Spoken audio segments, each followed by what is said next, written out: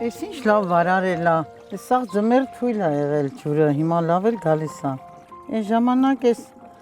ջրամանը 20 րոպեում, ժամը էի պահում 20 րոպեում էր լցվում։ Հիմա 5 րոպեում կլցվի, լավ էլի շուտ։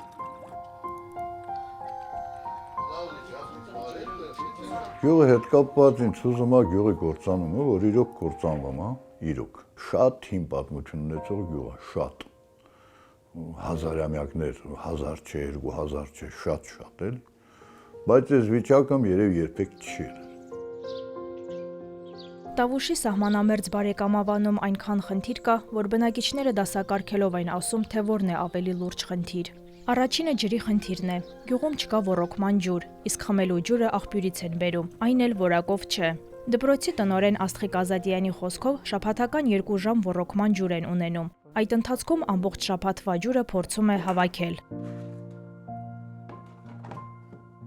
Տարբեր թաղամասեր տարբեր օրեր են ջուր տալիս, երբեմն որ ասենք մեր արհմիության նախագահը ասենք գնում ենք մեկի կամ ծնունդը շնորհավորելու կամ միջոցառում են կազմակերպում, ես իրանց ասել եմ ինձ որ փաթոր չկանչեք, ասեն ինչի՞ ասի այդ օրը ջրի հերթնա, ես որ այդ օրը գամ ձեզ հետ քեֆի կամ մի միջոցառման, ես այդ մի ամբողջ շաբաթ ջրից զրկվելու եմ։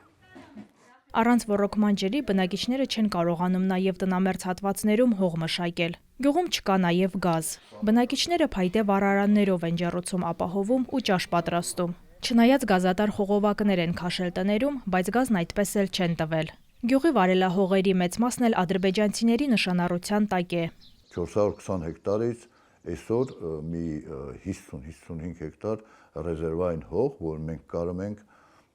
ասենք այդ հողերի մոտ գնանք, այն մնացած հիմնական սեփականաշնորհված հողերը լրիվ կամ իրանց խիստ տեսադաշտում է կամ մինավատարած է, որ չես կարա մշակես,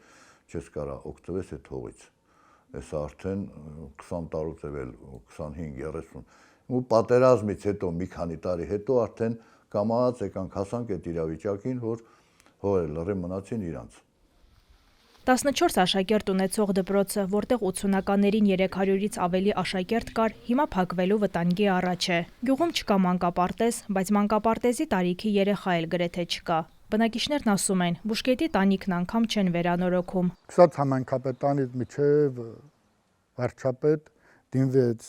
որ գյուղի բուժկետը վերջապես տանիք չունի։ Ինչքանով տեղակ եմ այսպեսին է, որ այդ շենքը գրանցում չունի։ Այնտեղ նորմալ շենքա, նորմալ վիճակա,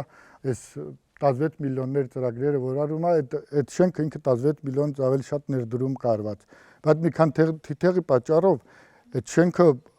արդեն վարի է գնում։ Գյուղամիջյան ճանապարհն ասֆալտապատված չէ։ Այս եւ այլ պայմանների բացակայության պատճառով տասնամյակների ընթացքում բնակիչները լքել են գյուղը։ Հիմա այն ունի 163 բնակիչ։ Գյուղացիները բազմիցս բարձրաձայնել են իրենց խնդիրները, բայց անարդյունք։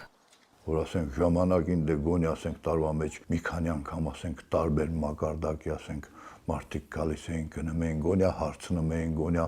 ասենք եթե մի բան չէին էլ անում, գոնե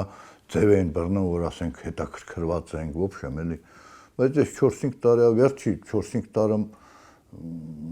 թող մեկը դուս կասես գյուղի մարզպանն արել ենք, մի հատ գյուղապետարան ենք մի թեթև վերանորոգելու վերջ։ Դպրոցի կրիշեն փոխել ենք, դա կառավարությունն իր վրա չվերունի, դա ընդհանրապես իրանց հետ կապ չունի։ Ուղղակի ցավոք էս պահին մեզ պահող միակ բանը մնացել է որպես մեր ծննդավայր։ Ուրիշ եթե հարթակ ասեք լավ, ինչն է դեր ստեղ պահում, ուղղակի պահող բան չի մնացել։ Երեք կողմից ադրբեջանական գյուղերով շրջապատված բարեկամավանում 2016-ից ի վեր կրակոցներ գրեթե չկան, բայց չկան նաև ապրելու տարրական պայմաններ։ Խնդիրները բարձրաձայնելուց հոգնել են, որովհետև լուծումներ այսպես թե այնպես չեն տրվում։ Լավ հասկացանք, բա մենք մեր պարտքը տալիս ենք։ Ես չեմ զլանում իմ պարտքից։ Եթե իմ հայրենիք պահանջում է, ես իմ կյանք պատրաստ եմ տամ 100%-ով, սա ձևական բառեր չի։ Ես պատրաստ եմ իմ կյանք տամ։ Իմ հայրենիքն ինձ տալու ոչ մի բան չունի։ Բա կարվի ժամանակ ես իրան տեր եմ իմ ուժի պատածով։